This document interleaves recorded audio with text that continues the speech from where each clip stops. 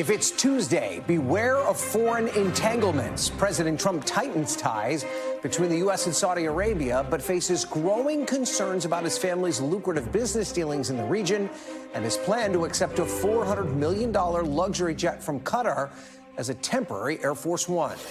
Plus, House lawmakers hold make-or-break meetings on Capitol Hill as Republicans clash over key tax and Medicaid provisions at the center of President Trump's sweeping legislative agenda.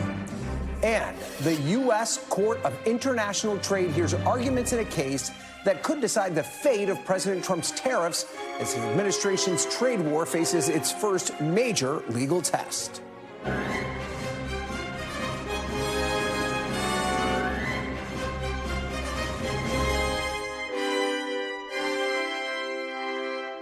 Hi there. Welcome to Meet the Press Now. I'm Ryan Nobles in Washington as President Trump kicks off his first major international trip of his second term as he looks to ink new deals and investments in the U.S.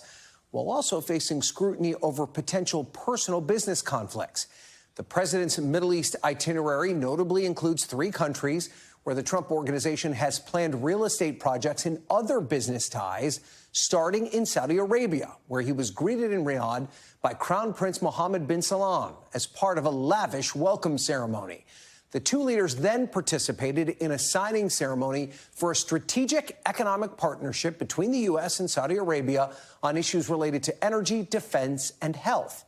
The White House says that Saudi Arabia has also committed to invest $600 billion in the U.S., though the specific details remain a bit unclear. Speaking at an investment forum hosted by the Kingdom of Saudi Arabia, President Trump praised the new generation of leaders transforming the Middle East. Before our eyes, a new generation of leaders is transcending the ancient conflicts of tired divisions of the past and forging a future where the Middle East is defined by commerce, not chaos, where it exports technology, not terrorism, and where people of different nations, religions, and creeds are building cities together, not bombing each other out of existence. The president also had strong words for Iran, threatening, quote, maximum pressure if the ongoing nuclear talks fail. The president also seemed to open the door to diplomacy with Syria, but the president's trip has reignited concerns about conflicts of interest due to the Trump family's extensive and growing business ties to the region, which now include multiple Trump Organization real estate projects, the UAE's $2 billion investment in the president's crypto venture, Jared Kushner's investment firm that received at least $2 billion from a fund tied to the Saudi government, and the president's longstanding relationship with the Saudi-backed Live Gulf organization. Meanwhile, back here at home, the administration is facing pushback over its decision to accept a $400 million luxury jet from Qatar to be used as Air Force One. Some of those critics are members of his own party who are raising serious security concerns. I think it's not going to pass the smell test, so I wouldn't do it. Qatar has a lot of... Are you going to call on the president to change his mind? Well, sure. I just said it right now. I don't think it's a good idea for him to do it. Would it worry you if the president was flying on a plane that the Qatari government provided? It would make me consider the appropriateness of that, yes. Yeah. He seems to intend to use it for Air Force One. Do you have security concerns? Well, they better sweep that plane from front to back. Well, what I'm concerned is the safety of the president. I mean, Qatar's not, in my opinion, a great ally. I mean, they support Hamas. And so what I'm worried about is the safety of the president of the United States. Joining me now, NBC's Garrett Haake. He's traveling with the president in Riyadh, Saudi Arabia. NBC's Julie Serkins on Capitol Hill, and NBC's intelligence reporter Dan DeLuce joins me on set. Garrett, let's start with you. Thousands of miles away, President Trump, of course, a lifelong businessman. How is that shaping this trip, and what more do we know about the agreements and investments that were announced in Riyadh today? Yeah, I'd say broadly speaking, Ryan, this trip is more about deals than it is about traditional diplomacy, although looking over the limited information that the White House has put out about the deals struck today or announced today by the president and the crown prince, it's not clear at all how they get to that $600 billion figure that the president was touting. The single biggest investment seems to be this $142 billion arms deal between the U.S. and Saudi Arabia. Other than that, it's a mix of smaller projects of Saudi data centers coming to the United States or U.S. goods or services being sold to Saudi Arabia. Some of these projects appear to be in different stages of development than others, but it is always the goal of this president to kind of pump up these investments. And remember, he did a similar thing during his first trip again to Saudi Arabia in his first term, where it was a baseline of $400 billion of investments that he said was the reason he came to Saudi Arabia first. Then today it's $600 billion. At least that's the number they're talking about. And do you get a sense that the White House is concerned at all about the optics of all these agreements, considering all the family business ties that the president has to that region? Not at all. And I think that's a big difference between the first term and the second. You'll remember that in the first term, the president said with great fanfare that he wasn't going to conduct any foreign business dealings while he was in office. The Trump organization, he said, would hold off from doing so.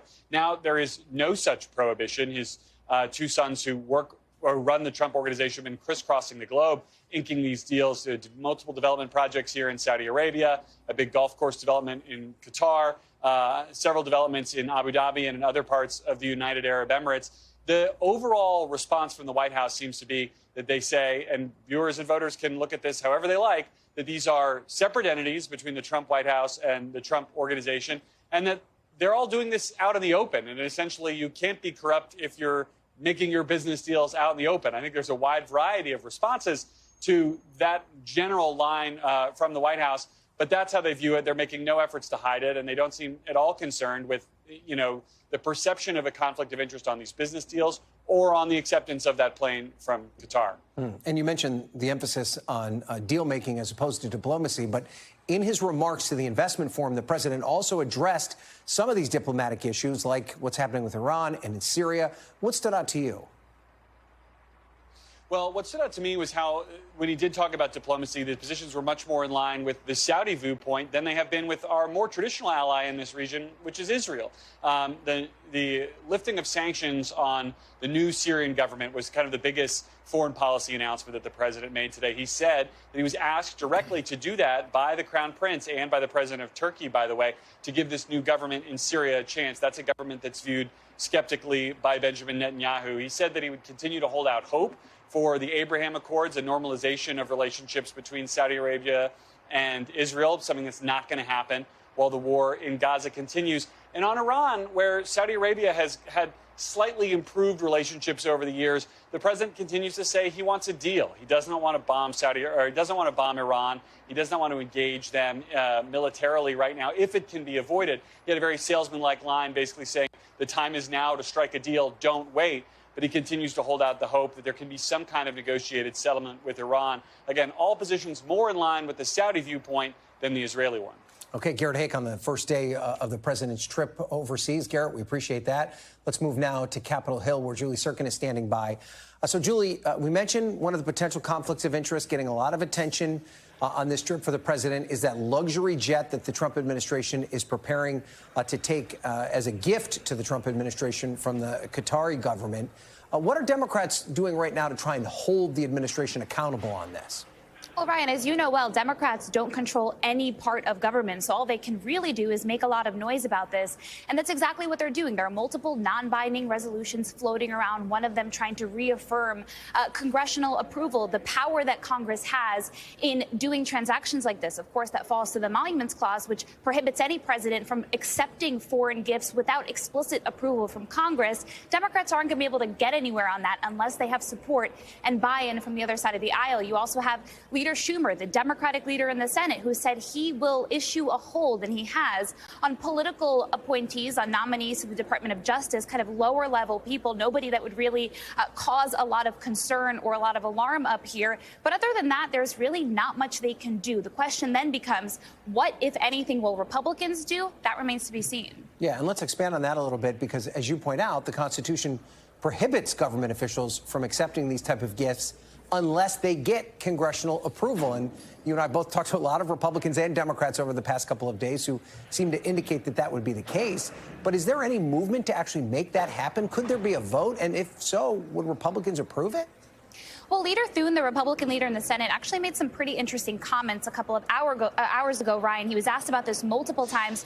He said that there will be lots of issues around that, his words, that I think will attract very serious questions if and when it happens. To Republicans, this is still very much a hypothetical. They have not received that memo from DOJ, for example, that Pam Bondi signed off on, saying that this is all kosher. They don't have any legitimate documents, conversations with the administration that tells them this is happening. And when the president, if he plans to use this during his term, he said that he would accept it. Will he use it after his term? Is it going to be parked at the presidential library? These are questions they need answers to first, because they don't even know if that clause you point out, the emoluments clause, even is applicable here. There's also a set of rules that DOD operates by, confidential rules by which they implement, by which a president, which vehicle he's allowed to use to transport himself on. Will this plane that Qatar is gifting Trump be actually equipped and retrofitted to serve as an Air Force One? They just don't know that either. So with all these questions lingering, I don't think Republicans are going to put the cart before the horse and stand up to the president here. But surely, if you're listening to Thune, it sounds like they do have serious concerns about this. Okay, Julie, thank you for that. Let's bring Dan into the conversation now. Dan, there's obviously a lot of issues about this in terms of conflict of interest, the potential of the Qatari government maybe not being the most faithful actor when it comes to this. But there's also just a logistics issue, right, with taking a plane like this and making it Air Force One. I want to play something that Senator Coons told me yesterday about what this would look like. Take a listen. Would we let another country decorate the Oval Office? Would we let another country build the Situation Room? Would we let another country wire the press office? Oh, wait. Air Force One is all three. Why on earth is it a good idea from a national security perspective to let another country, let alone the emir of another country, give President Trump his next Air Force One? I feel like even kindergartners understand how many security protocols and specifications are put into Air Force One to allow the president to fly on it. I mean, what would it take to convert a jet like this? This is a huge undertaking, right? Okay, so you have to, because it's from a foreign country, even though it's Boeing made, experts tell us that you would have to actually disassemble the plane to make sure there are no listening devices, spyware, any kind of vulnerabilities for security purposes. Then you've got to reassemble it, and then you've got to upgrade it and turn it into an Air Force One. Air Force One is not the jet that we take home for Thanksgiving or Christmas, right? This is a very sophisticated, complicated aircraft with communication systems, missile defense systems, backup power, right? I mean, the list is endless, and it's really elaborate. No other country has a plane like it, really. And so it costs hundreds of millions of dollars, billions of dollars to do this. And by the way, Boeing already has a contract to take two 747s and turn them into Air Force One aircraft. They've been doing that since 2018. It's supposed to cost about $3.9 billion. The cost is going up, and the delays keep happening. So the question is, how does this make any practical or logistical sense, financial sense, setting aside these questions about corruption and so on? I mean, and that's part of Donald Trump's frustration, right? Because he thought that he'd have these brand new airplanes to fly on by the time his next administration rolled around. They haven't come yet, and he's frustrated by those delays. But if you move this new project in front of the list, couldn't that complicate getting those Air Force Ones that have already been in production up and ready to fly? Yes, right. So that contract is there. It's a fixed cost contract. So Boeing is eating a lot of those cost overruns. It's not, they've regretted it. They've publicly said that, right? Now, Boeing made these 747s, so presumably Boeing would probably get the contract to do this. Okay? So maybe they make up some of the costs they've lost. But yes, it's not even clear that this Qatari jet would be ready by the end of this term. And then he wants it for his presidential museum, and you've got to disassemble the plane again. So there are so many practical questions. And then, yes, there's all these intelligence security concerns. Yeah, it seems like this is a long way away from being an actual thing that happens. Dan DeLuz, thank you for breaking it down for us. We appreciate it. And as we mentioned, one of the potential business entanglements looming over the president's Middle East trip is his growing crypto dealings and the launch of his own meme coin just days before his inauguration. My colleague Kristen Welker pressed the president about his crypto business in her exclusive interview earlier this month. President Trump denied that he was using crypto to profit off the presidency, saying he hasn't even looked at how much his crypto was worth. NBC's Vaughn Hilliard has more on what we know and, more importantly, what we don't know about the president's crypto ventures. Ryan, of all of his business ventures, it is the crypto ones that are so secretive. This is effectively dark money that is going straight into his bank account. He didn't divest from the Trump organization, and he is openly promoting investment into these Trump crypto coins, the stable coin, the Trump meme coin, the World Liberty Financial, which is this crypto entity that has in total brought in at least $600, we believe, into the accounts of Trump, his family, and their co-partners. This is a major money-making venture, and it's all coming from accounts that are secretive. Not only Americans, but also foreign entities and individuals who are able to invest without having to reveal their identities. And Trump is openly promoting a gala on May 22nd at his Trump National Golf Course in Virginia, in which the top 220 investors in his Trump meme coin are going to be able to have dinner with him. They announced just this week those 220 individuals. Again, the public doesn't know the names of them because these are secret identities, but they have requested the identities so that they can bring people to these behind closed doors dinner. The top 25 investors, the top of which has value worth of $18 million in these Trump meme coins, are going to have a, quote, VIP tour.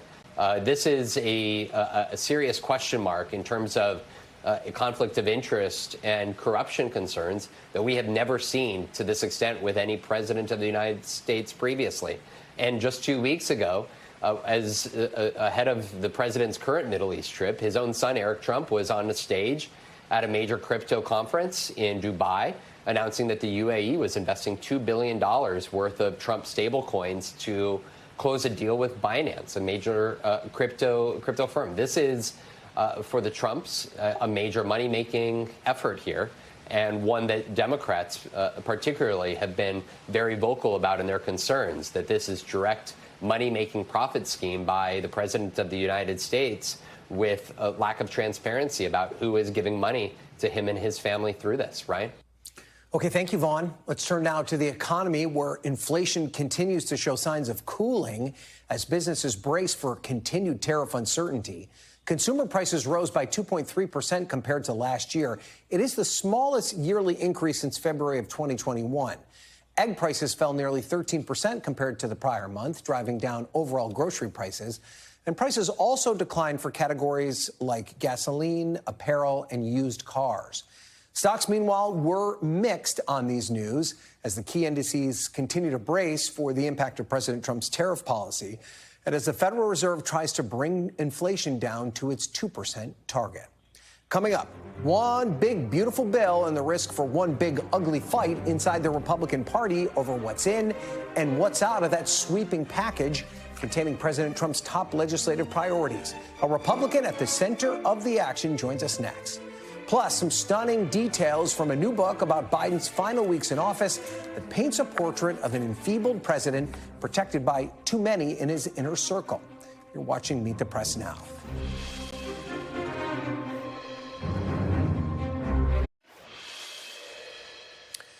Welcome back. As President Trump embarks on the first major overseas trip of his second administration, his domestic agenda is front and center right now on Capitol Hill. That's where House committees are marking up their reconciliation proposals today as part of the president's so-called big, beautiful bill. House Republicans unveiled the text of those proposals yesterday, but the conference remains divided over a key tax provision. It's a crucial test for Speaker Mike Johnson, who must appease far-right and moderate Republicans without losing his razor-thin majority and without angering Senate Republicans who would take up the bill next. NBC News senior national politics reporter Sahil Kapoor joins me now from Capitol Hill. So, Sahil, if at all, have any of these bills changed or evolved over the last several hours? Yeah, they are facing markups in committee today, Ryan. The three toughest, most thorniest provisions that Republicans are trying to pass through the House are all getting a hearing today in committee, starting with the Medicaid provisions are under review as we speak at the Energy and Commerce Committee.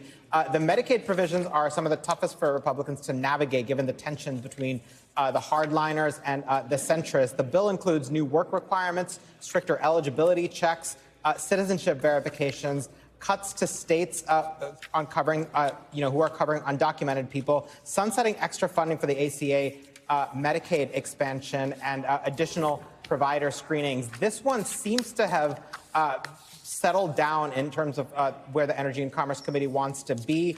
There's not enough of a rebellion that we're hearing from the moderates in terms of who's going to vote it down, but there's still tension because the hardliners want to go further, be more aggressive about it. Then there's the tax provision, which is also getting a hearing now in the Ways and Means Committee. The biggest problem there, as you know, is the state and local deduction.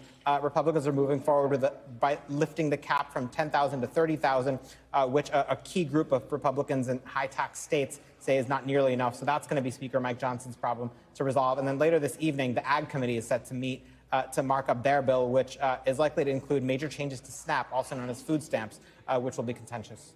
But right now, what would you say is the biggest obstacle that Speaker Johnson has right now? Is it these far-right Republicans like Texas's Chip Roy who want to see these cuts go deeper and even further? Or is it a blue state Republican like Mike Lawler that has said if he doesn't get the SALT cap he's looking for, he's a no? Yeah, those two individuals pretty much represent the ideological tent poles that Speaker Johnson is dealing with. At least they're two of the most vocal in their camps. But right now, the historical answer to your question, Ryan, would have been the hardliners. They have always been the bigger problem for House Republican leadership because they have been more willing to tank these bills if they don't get their way. They've been more willing, essentially, to shoot the hostage, proverbially, whereas the moderates have historically been known to cave when push comes to shove and go with the company line. In this case, that's been changing because over the last few months, the hardliners have also softened. They don't want to be seen as going against Donald Trump, as blocking his agenda, because they represent these dark red districts where their primary voters are big supporters of Trump and want to see the representatives advancing his agenda. So at this point, it's a bit of an unknown who's more willing to jump off the cliff, who's more willing to shoot the hostage, proverbially. And obviously, the House is still a pretty big obstacle. So we'll have to see how this plays out when it makes its way to the Senate. Sahil Kapoor, thank you so much for joining me. We're going to talk now with someone who is directly involved in these negotiations, and that is the Republican congressman from North Carolina, Greg Murphy. He, of course, a member of the House Ways and Means Committee, which is one of the key committees dealing with this one big, beautiful bill today during their markup session. Congressman, and I should say Dr. Murphy, it is a pleasure to have you, and thank you so much for joining us. Just give me an overall sense. How do you feel like your markup is going right now in the Ways and Means Committee?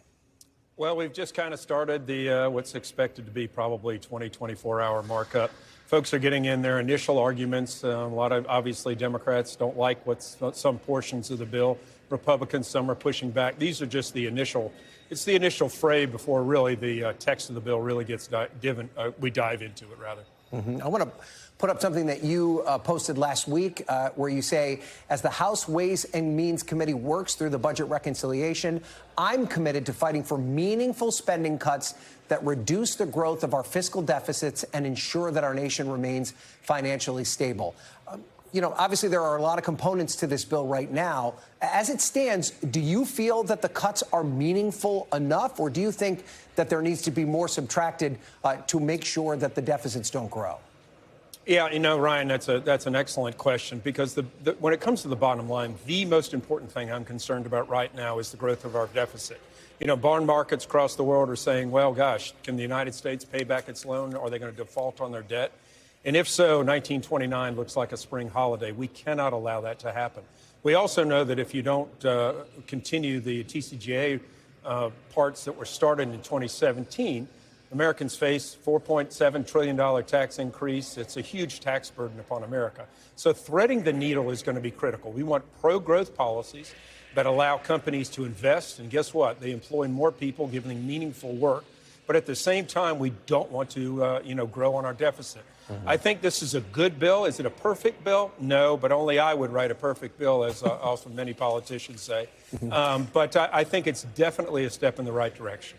So let's talk a little bit about one of the big divides, and you talk about the impact on the deficit. Obviously, There's a big conversation about the impact that cuts have on a deficit, but there's also a revenue component, right?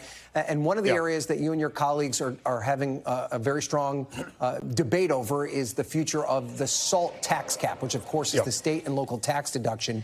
You're from North Carolina. This isn't thought of as being a high tax, locally taxed state. But your colleagues from New York and California, in many respects, the majority makers for the current House Republican caucus, have said that they want that cap to be bigger. You are a tax writer, sir. Where is the needle? Where can you thread that needle to find something that your colleagues will be palatable with? And that's a complex issue because we look at states like California and New York where they tax the living hell out of their citizens. That's why there's such an outgrowth of people from those states to come down to places like North Carolina.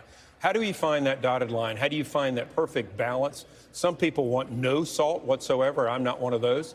I think $30,000 was a pretty good step in the right direction. Some people want much, much more, which is just unreasonable. We have to find a sweet spot because, as you've pointed out, there are people on the far right in this conference that don't want anything. But we have to be really smart and complex, or rather having complex attitudes towards this to be able to find that right spot. That's Speaker Johnson's job. I wouldn't want his job at all in the world trying to bring the two far groups together. But hopefully he'll be able to accomplish that today. So is $30,000 enough for you? Because, you know, some of your colleagues, Nick LaLota, for instance, has said he's a hell no at a $30,000 cap. Are you willing to go higher? Well, I think that we have to look and see what he's really offering. Is it $130,000? Hell no, we can't do that. That's a $1 trillion tax on the taxpayers. Again, it's awarding a state legislature in New York or California that is absolutely unreasonable with their tax structure. We want to help Americans so they're not overly taxed, but at the same time, we don't want to add further things to our deficit.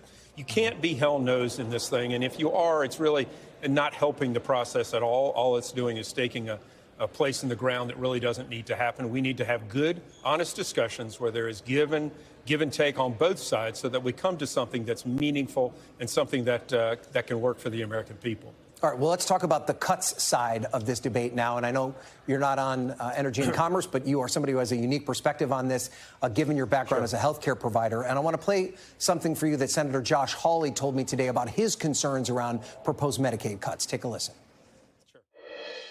I've got some concerns. I mean, listen, I think the fact that they're not doing adjustments to the funding formula for the states is good. The fact they're not doing the per capita thing anymore, that's good. But they are talking about changes to the hospital provider formula that will affect potentially a lot of rural hospitals in my state. They're talking about additional patient co-pays, burden sharing, cost sharing, whatever. I want to understand how that'll work in my state exactly.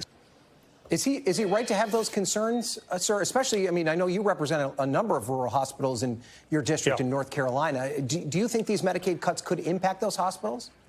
Well, Ryan, I have to say I'm almost in some ways more uniquely qualified to deal with this or talk about this than anybody in the whole conference. I still practice. I've taken care of Medicaid patients for 35 years. I've worked in a hospital that we have a terrible payer mix where 74% are Medicare, Medicaid, and no insurance.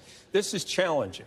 We look at what's gone on with the Medicaid system and some of the taxes that states have really abused in some of this regards to gain money from the system. I look at the fraud, waste, and abuse, and I see it every time I see patients, people who are on Medicaid who honestly shouldn't. They should be working and they should be having health insurance with some other company. There is places that we can pare down this. I think really slowing the growth of Medicaid is going to be critical to this entire endeavor. I look at the state of North Carolina, Ryan, and this is just a tragic statistic, that 52% of the babies that are born in the state are born to mothers on Medicaid. How does that happen? How does that happen? It's tragic. So we have to get hold of this system. And, you know, I think if rural hospitals, it's rare that rural hospitals now are not associated with systems. There are some that do that. There are a few that survive, and God bless them. But it's just a real critical thing that we've had accountability for once in Washington, D.C. We cannot kill this nation with our sovereign debt crisis if we don't cut back on some things. I don't think anyone would disagree with you that there are numerous examples of fraud, waste, and abuse in the healthcare system. Sure. But I've yet to find somebody that can identify $800 billion worth of fraud, waste, and abuse in the Medicaid system. Well, do you really think you can get to that number just by trying to rein in and reform the process? Or will it mean that individuals that right now are receiving that care are going to lose it? Well, Ryan, it's not going to be that much. We're talking with Chairman Guthrie the other evening, it's not going to be nearly that much coming out of Medicaid. There's going to be a lot of savings that are coming from other programs that are in that. So that $880 billion, to my understanding, is not fully coming from Medicaid. You know, this is just, it's the balance that we've had. We've grown government dependency. We've grown the Medicaid. Good Lord, during the Biden administration, they would not allow states to audit their own Medicaid rolls. So at one point, we had 1 in 4 Americans on Medicaid. That's not a viable path forward for any type of financially sound system in the country. So we're looking at these things critically. You know, is there pain? Absolutely. Is the whole tariff issue critical for our nature's manufacturing future? Absolutely. So we're trying to do things thoughtfully to try to really save the system and get Medicaid dollars to those who truly deserve it, who are truly eligible, and get individuals off the system who should not be. They should be working. Yeah. Congressman, very thoughtful conversation. But before I go, do you think you can have it done before Memorial Day? Is it going to pass the House before Memorial Day? Is that realistic? Ryan, hope springs eternal. Let's just put it that way. All right. That's good. Very diplomatic, sir. Great conversation. I appreciate you being here. Thanks so much. All right. Have a great day. All right. Up next, could an obscure Manhattan court throw a wrench in President Trump's trade war? What happened today as a 3-judge panel held a hearing on the legality of the administration's tariffs? You're watching Meet the Press now.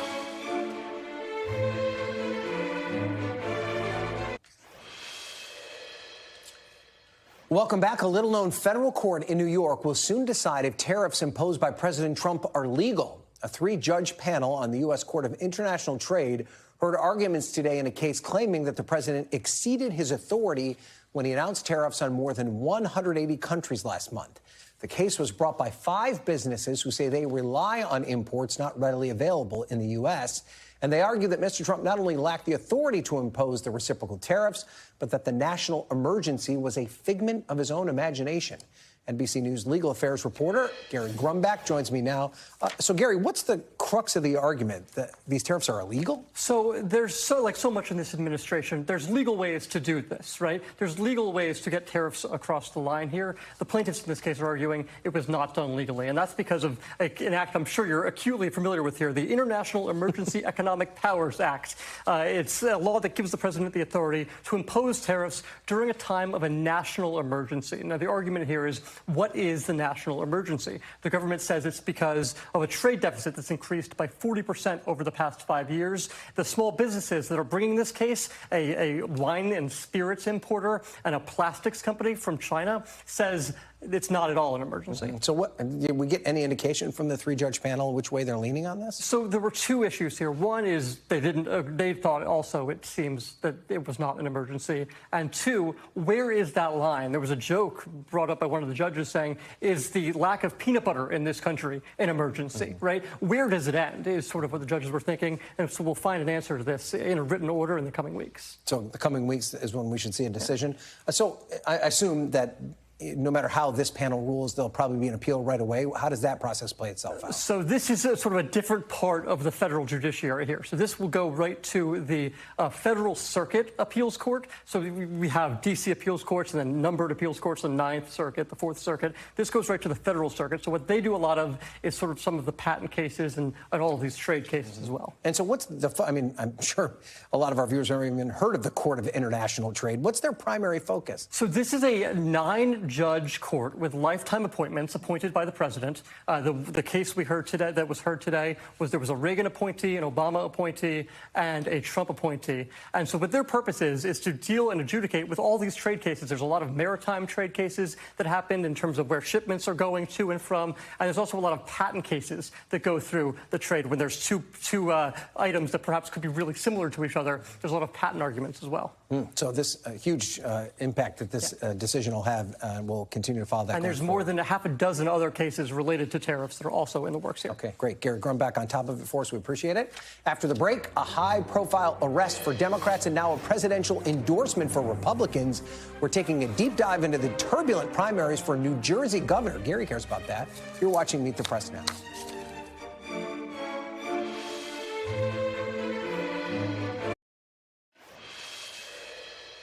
Welcome back. We are less than a month away from primary day in a very closely watched election.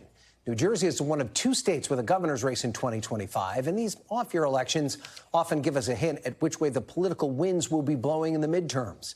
On the Republican side, President Trump weighed in yesterday, endorsing former Assemblyman Jack Citronelli and likely cementing his standing as a frontrunner.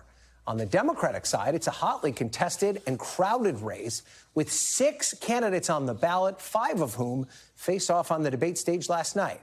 With many of these candidates on the stage treating Congresswoman Mikey Sherrill as the frontrunner, targeting her, in their attacks.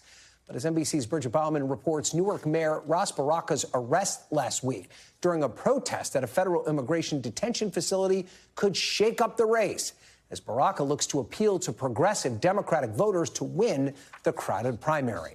Well, for more on where these primary races stand, let's bring in NBC's Steve Kornacki, who joins us now at the big board. Steve, what does it look like there?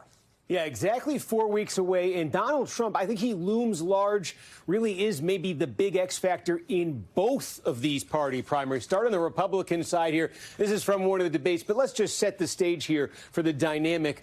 This man, Bill Spadea, is a conservative radio host. He's had Donald Trump on his show, on his radio program. He has been a staunch Trump supporter.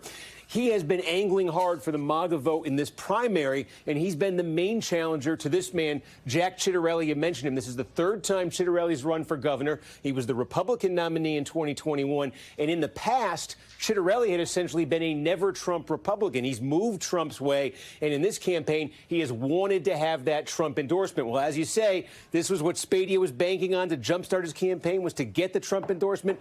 Instead, Ciattarelli gets it, and so just take a look at what that probably does to the race. This was the most recent poll, one of the few public polls we'd had before this endorsement. And again, Spadea was counting on this to shake up the race and to try to shake up these numbers. That was going to be his ace in the hole. He didn't get it. So you just look at Trump's track record in these primaries. His standing with Republicans really does seem likely to cement this advantage for Ciattarelli on the Republican side. Now, on the Democratic side, it gets interesting. You mentioned Mikey Sherrill being seen as the front runner there. In a traditional sense, she certainly is in New Jersey, in that she's lined up the endorsements of almost all of the major county party organizations in New Jersey. The political machines are still strong. Most of them are backing Sherrill. It gets a little technical, though, because what those organizations could do on the actual physical ballot to give their candidates an advantage, they can't do this year. There was a lawsuit. It's changed things a bit. So you look at this. Sherrill has those endorsements. We're not sure what they're worth this time. And you take a look.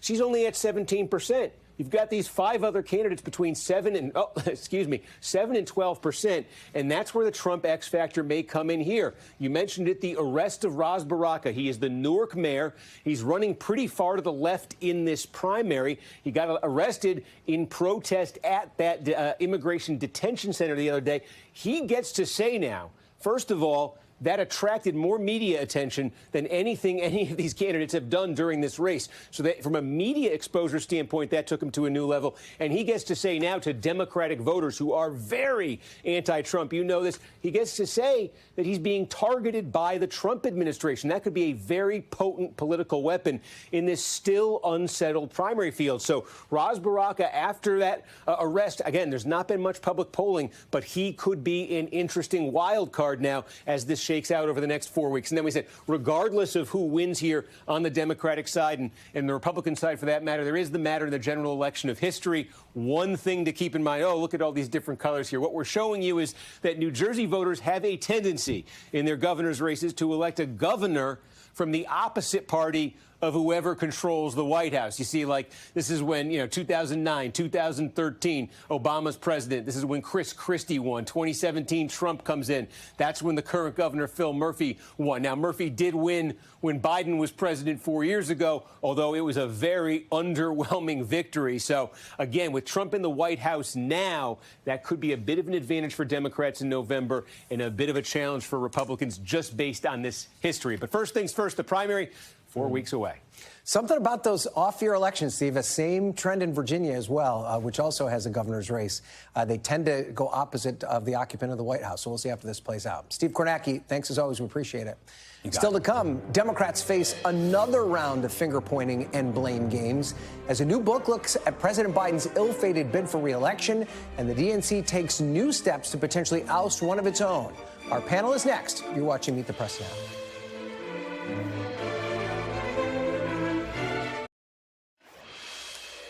Welcome back. Turning now to some scathing new details on the final days of President Biden's ill-fated 2024 campaign, the ripple effects of which are still being acutely felt by the Democratic Party. In a preview of their new book called Original Sin, journalists Jake Tapper and Alex Thompson write that Harris campaign advisor David Plouffe placed the blame for the loss to Trump squarely on Biden, saying that Biden, quote, totally effed us, and called Harris's short race against Trump a, quote, effing nightmare. The authors also recount an episode in which President Biden didn't seem to recognize George Clooney during a major fundraising event. Speaking on The View last week, Biden, with a little help from his wife, once again denied any cognitive decline. You are wrong. There's nothing to sustain that. We went to work, and we got it done. And, you know, one of the things that well, Alyssa, you know, one of the things I think is that the people who wrote those books were not in the White House with us, and they didn't see how hard Joe worked every single day. A Biden spokesperson said that they had not reviewed the new book and pushed back on any suggestion the president wasn't able to do his job, saying, quote, the evidence points to the opposite. He was a very effective president. Joining me now is USA Today White House correspondent Francesca Chambers, former Obama campaign advisor and Democratic strategist Amisha Cross, and former Trump White House communications director Mike Dubke. Okay, so Francesca, you covered the 2024 election. You were part of this conversation about Biden's cognitive ability, at least the covering of it. I mean, what are you digesting as the reports from this new book start to leak out?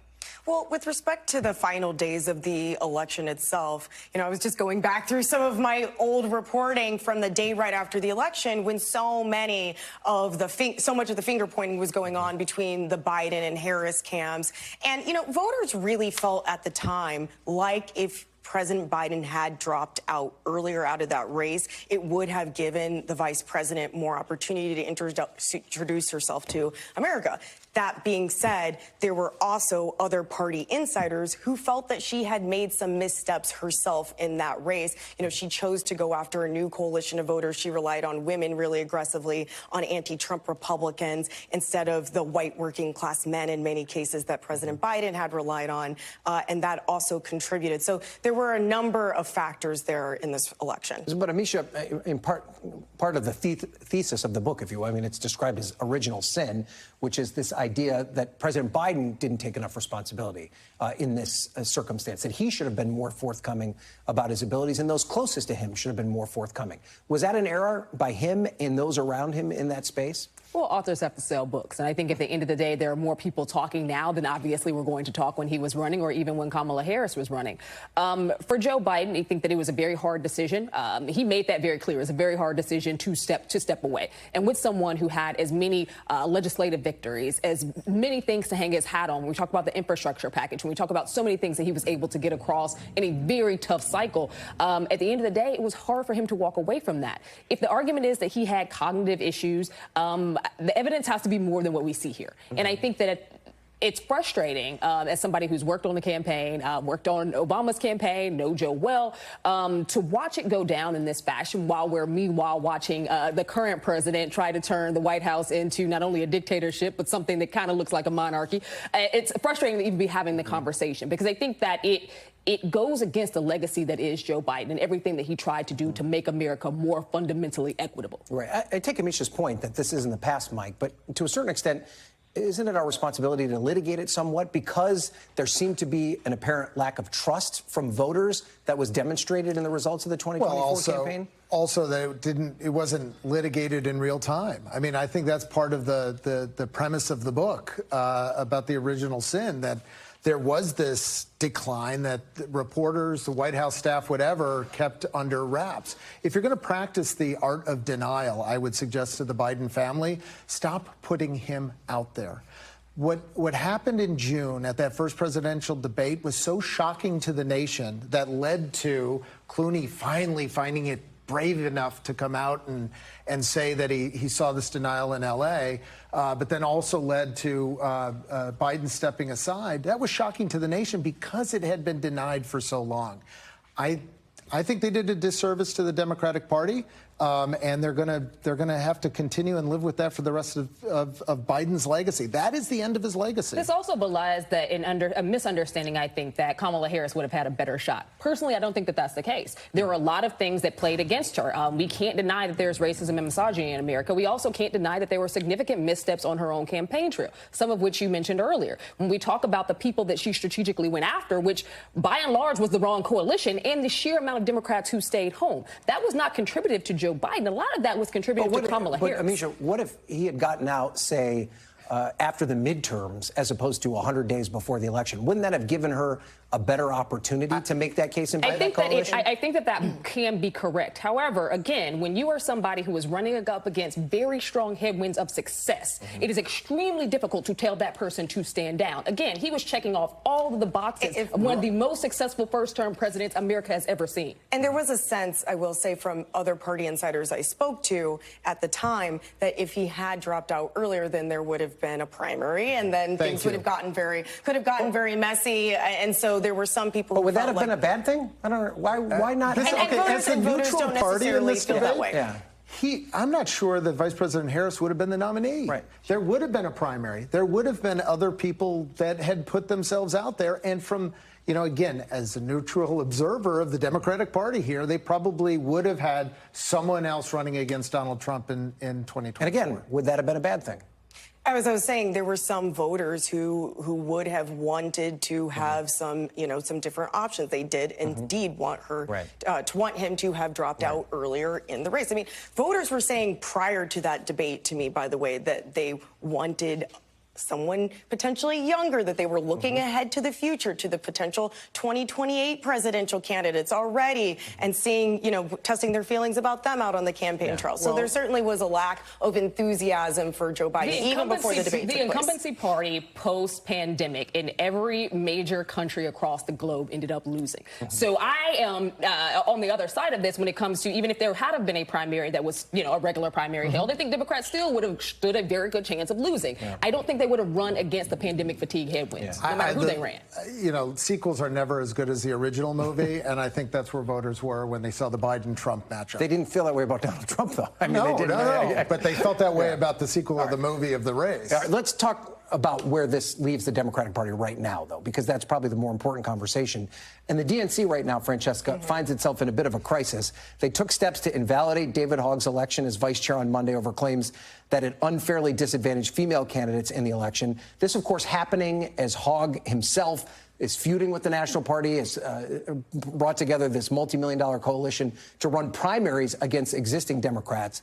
Do you think Hogg's role at the DNC would be in jeopardy if he wasn't ripping on his own party and encouraging these primary challenges? So I'm told that certainly did not help the situation. This actually goes back, though. The complaint, these are two actually separate complaints, but now they're kind of coming into one storyline here. So the Credentials Committee, what they're assessing is a complaint that was otherwise brought against them about the way that the election for vice chair took place. That was a complaint, I'm told, that was filed in February before he ever said that he was going to be doing this or his organization was going to be challenging Democratic primary challengers. Okay. This brings us to now, where there is a sense of frustration with David Hogg, including among Democrats who tell me that they like him. They feel like he's doing a disservice to the party right now and putting the attention on the wrong things heading into the midterms. So when the DNC votes on this in August, that's when I'm told that they'll vote on this. I mean, he could face some blowback related to the other thing. But Amisha, I wonder, is the DNC getting this wrong? I mean, is the energy behind folks like Hogg that are looking for this new generation of leadership? I mean, should they embrace this? Or is it smart for the DNC to protect their incumbents? The loudest energy behind David Hogg is ironically from the right. I think that at the end of the day, the DNC was wrong in the outset in not having him sign the pledge to begin with. Right. That was a blind spot that they had. But with that being said, this is a procedural issue, and even if he hadn't have made those comments, they still would have potentially been up for another vote. In this conversation, we're missing that there's somebody else there, Malcolm Kenyatta, who has said multiple times, hey, I'm over here. But more importantly, he's energy, young, he's there. He's just not somebody who's willing to throw a fireball into the DNC and then act as though, this is to change the party. Because the other end of David Hogg's comments that I think are very frustrating as a woman is that it is, okay, well, the DNC is losing men because men can't get dates. Or which is bizarre. I don't think the Republican Party is running the gamut on getting hot dates, that every man who wants a date with somebody gets one because they're Republican. It belies a certain level of this, ultra masculine thing that they're trying to portray. But more importantly, the Democratic Party, yes, it has its issues. However, if the idea is that you need to fight against what is becoming an America that doesn't resemble our history, that doesn't take into consideration our Constitution, then we need to be fighting against that, not fighting against each other. All right, we're going to have to leave it there. Great conversation, though, guys. I appreciate it. The Rules Committee? Not with the 15 seconds I have left. Francesca, Misha, Mike, thank you all. We're back tomorrow with more Meet the Press Now, but the news continues with Hallie Jackson right now. Have a great day. Hallie, wrapping me up. Thanks for watching. Stay updated about breaking news and top stories on the NBC News app or follow us on social media.